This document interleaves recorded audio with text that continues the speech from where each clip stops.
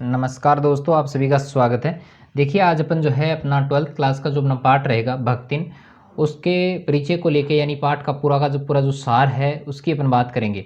तो चलिए शुरू करते हैं आज का ये वीडियो। देखिए, सबसे पहली बात, भक्तिन जो पाठ है ये महादेवी वर्मा का एक प्रसिद्ध जो है संस्मरणात्मक रेखा चित्र माना जाता है। ठीक है, याद रहेगा। चलिए, इनकी परम प्रसिद्धि का ये जो प्रसिद्ध रचना है, यह स्मृति की रेखाओं से जो है ये लिया गया है। भक्तिन जो पाठ है वो स्मृति की रेखाओं से लिया गया है। ठीक है, और यहाँ पर लेखिका ने अपनी जो सेविका है, कौन है उसकी सेविका, भक्तिन के अतीत और वर्तमान का जो मनोहारी चित्रण है, यानी भक्तिन जो थी वो महादेव वर्मा के पास जब आई उससे पहले का जो जीवन है उसके बारे में, और जब वो उसके साथ रहती है, महादेव वर्मा के साथ जब वो रहती है तो उसके बारे में भी जो है बड़ा अच्छा चित्रण जो है वो यहाँ पर किया है। चलिए थोड़ा सा आगे चलते हैं कि भक्तिन की वेशभूषा और उसका व्यक्तित्व कैसा था उसकी बात करें। तो भक्तिन की जो वेशभूषा थी, तो वो भक्तिन जो थी वो एक छोटे कद की और दुबले शरीर वाली थी। एक गांव में रहने वाली वो महिला थी, गांव में रहती थी। ठीक है, और उसके होठ जो थे वो पतले थे, आंखें उसकी जो थी वो छोटी छोटी थी। ठीक है, गले में हमेशा जो है वो हमेशा कंठे की माला पहने हुए रहती थी, और सिर उसका जो था मुंडवाया हुआ रहता था। ठीक है, बिल्कुल जो है भक्तिन के समान ही वो लगती थी, ऐसा कहा जाए तो। और भक्तिन का वास्तविक नाम अगर आपसे पूछा जाए, पूछा भी गया है बहुत बार कि लक्ष्मी या लक्ष्मिन, दोनों ही नाम आ सकते हैं। ठीक है, तो भक्तिन का वास्तविक नाम भी आपको याद रखना है। ये भी याद रखना है कि वो गले में हमेशा जो है कंठी की माला पहने हुए रहती थी। चलिए आगे बात करें। तो सेवक धर्म में वह जो है थी हनुमान जी से प्रतिस्पर्धा करने वाली थी। जिस प्रकार हनुमान जी भगवान श्री राम के साथ हमेशा जो है सेवा भाव के लिए रहते थे, उसी प्रकार जो है महादेव वर्मा के साथ में भी जो है भक्तिन रहा करती थी। चलिए आगे बात करें तो भक्तिन का जो प्रारंभिक जीवन था उसकी पर बात करें कि भक्तिन का जो प्रारंभिक जीवन था वो कैसा था। तो भक्तिन का जो प्रारंभिक जीवन था उसकी मैं बात करूं तो भक्तिन जो थी वो एक गांव की रहने वाली थी। उस गांव का नाम था झूसी। झूसी गांव की वो रहने वाली थी, और एक अहीर की इकलौती बेटी वो थी। बिल्कुल अहीर जाति है, अहीर जाति की वो इकलौती बेटी थी। और पालन पोषण जो था वो इसकी विमाता यानी सौतेली माता ने किया था। इसकी माता की जन्म के समय ही मृत्यु हो गई थी, उसके बाद में इसकी जो सौतेली माता थी उसने इसका पालन पोषण किया था। और सौतेली माँ कैसा पालन पोषण करती है वो सब आप जानते ही होंगे, कहने की जरूरत नहीं है। ठीक है, 5 वर्ष की आयु में जो था इसका विवाह कर दिया गया था। बहुत पहले जो थे इस प्रकार की प्रथाएं जो थी प्रचलित थी, बिल्कुल बाल विवाह हुआ करते थे। और विवाह जो था वो हंडिया गांव के एक संपन्न गोपालक के परिवार के पुत्र से हो गया था। ठीक ठीक है, तो 5 वर्ष की आयु में ही जो है पूछा जा सकता है कि भक्तिन का विवाह जो कितनी वर्ष की आयु में हुआ था। तो 5 वर्ष की आयु में विवाह हो चुका था। किसके साथ हुआ था, हंडिया गांव के एक संपन्न गोपालक के पुत्र के साथ में जो है इनका विवाह होता है। पालन पोषण किसने किया था, तो सौतेली माँ अपन कहेंगे। और भक्तिन का गांव का अगर पूछा जाए तो वो झूसी गांव था। ठीक है, चलिए आगे बात करें तो 9 वर्ष की आयु में जो है इसका गोना हो गया था। देखिए गोना क्या होता है, विवाह 5 वर्ष की उम्र में हो गया लेकिन वो ससुराल नहीं जा रही थी, अभी ससुराल वो नहीं गई थी। लेकिन जब भी विवाह के बाद में पहली बार जो ससुराल जाते थे उसे क्या कहा जाता था, गोना कहा जाता था। ठीक है, तो गोना जो है वो भक्तिन का या लक्ष्मी का होता है 9 वर्ष की उम्र में। चलिए आगे बात करें तो भक्तिन की जो सौतेली माँ है उसके बारे में भी थोड़ा सा बताते हैं, क्योंकि यही होती है सबसे बड़ी विलन अगर बात की जाए। तो विमाता को डर था कि कहीं लक्ष्मी के जो पिताजी हैं वो अपनी सारी संपत्ति लक्ष्मी के नाम न कर दें। इस बात का डर जो था वो हमेशा सौतेली माँ को जो है सताता रहता था। और इसी डर के कारण जो है लक्ष्मी के पिता की बीमारी की सूचना जो है वो लक्ष्मी को नहीं दी। लक्ष्मी के पिता जो थे वो बीमार पड़ गए थे और उसकी सूचना जो है लक्ष्मी तक नहीं पहुंचाई जाती है।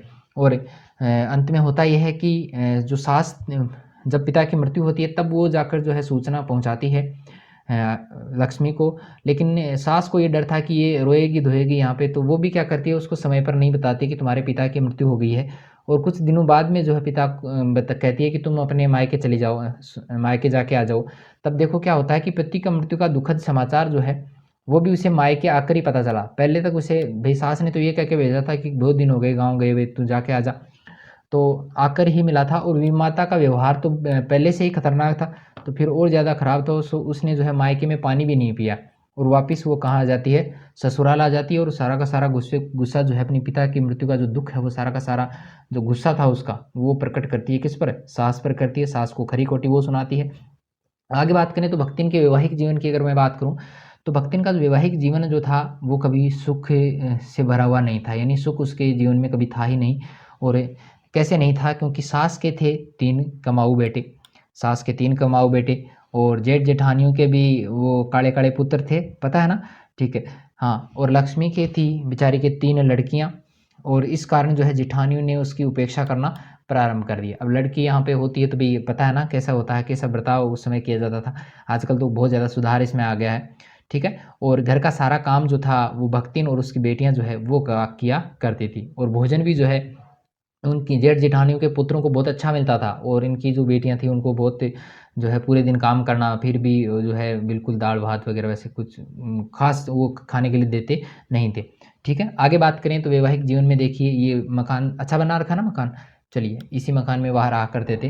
तो जेठानियों के लड़के जो है वो मौज-मस्ती किया करते थे और भगतिन का पति जो था उसे सच्चे मन से प्यार करता था। किसे करता था भई? भगतिन को। क्योंकि भई सबूत से जो है उपेक्षा मिलती है तो पति ऐसे समय में ज़रूर काम में आता है और आया भी है, ठीक है?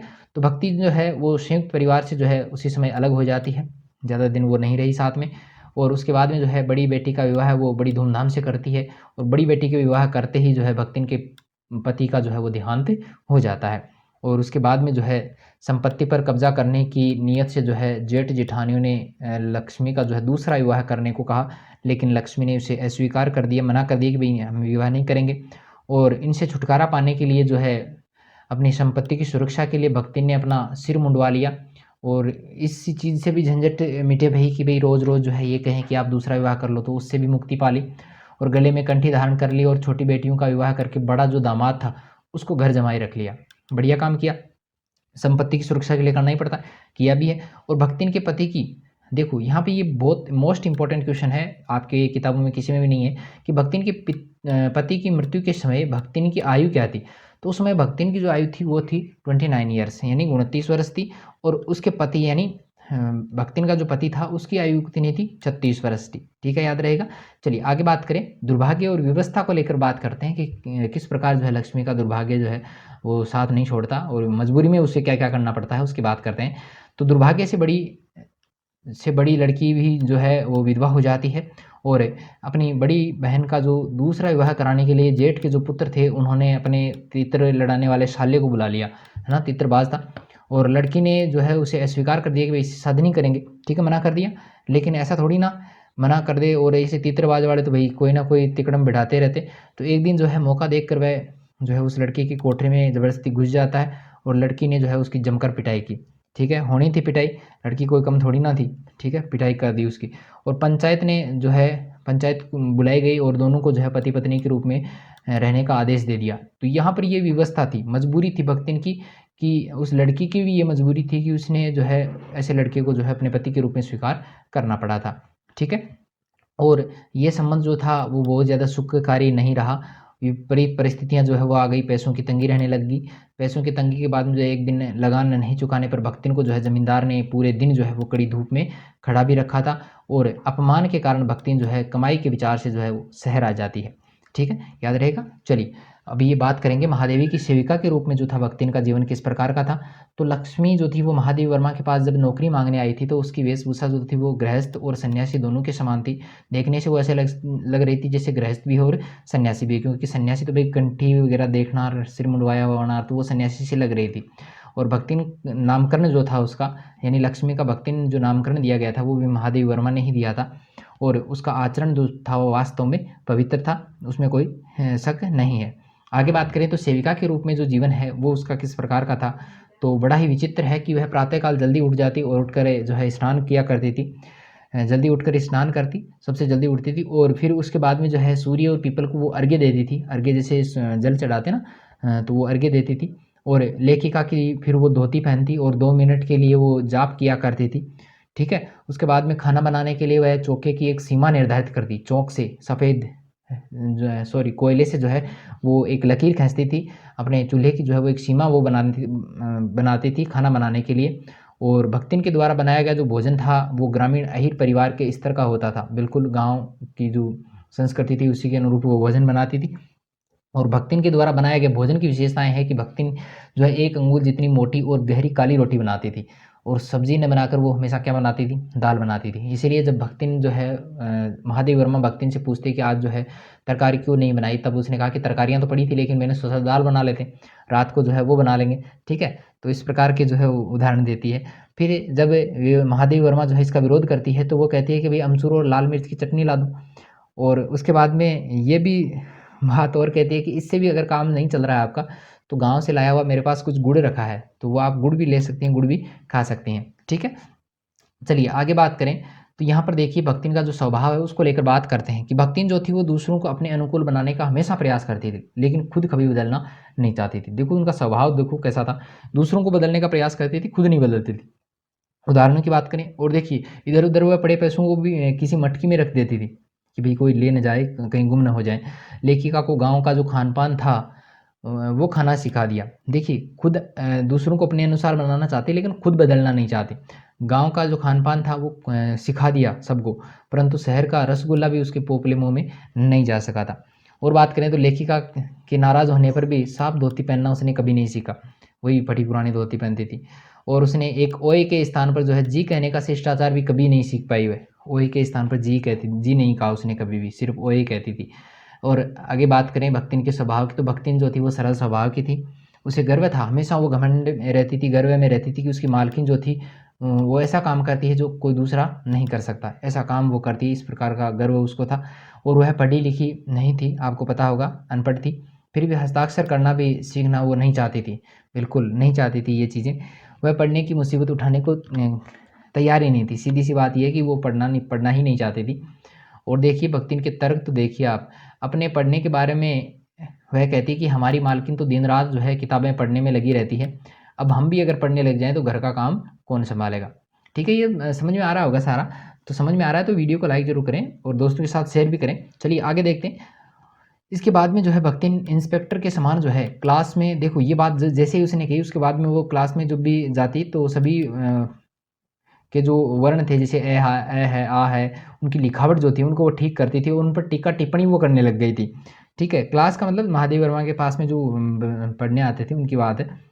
आगे बात करें तो महादेवी वर्मा के प्रति सेवा भाव की बात करें तो भक्तिन जीवन के अंत तक जो है लेखिका को छोड़ना नहीं चाहती थी, और वह लेखिका के सभी परिचितों को भी पहचानती थी, सभी परिचित भी उनको पहचानते थे, और वह हर समय लेखिका की सहायता करती थी, जब भी कोई काम होता भी नहीं था तब भी वो कुछ ना कुछ जो है करती रहती थी। और आगे बात करें तो भक्तिन लेखिका के साथ कारागार जाने तक को भी तैयार हो जाती है। कारागार से मुझे बहुत ज़्यादा डर लगता था, लेकिन फिर भी वह जो है अपनी मालकिन के लिए जो है वो उनके साथ में जाने को तैयार हो जाती है। ठीक है, मेरा ये वीडियो आपको कैसा लगा है? इस प्रकार के ही वीडियो अगर आपको ज़्यादा मिले तो इसके लिए कमेंट ज़रूर करें कि भाई इस प्रकार के ही सर आप वीडियो डाला करें, तो इस प्रकार के ही वीडियो आपको मिलेंगे। सभी पाठों के जो है मैं इस प्रकार के वीडियो बना के दे दूँगा। ठीक है, अगर आप कमेंट करते हैं, अगर आप चाहते हैं, अगर आप इस पे लाइक करते हैं ज़्यादा से ज़्यादा, तब जाके मैं ऐसा काम करूँगा, वरना जो अपनी जिस प्रकार की जो क्लासें चल रही हैं वही चलेंगी।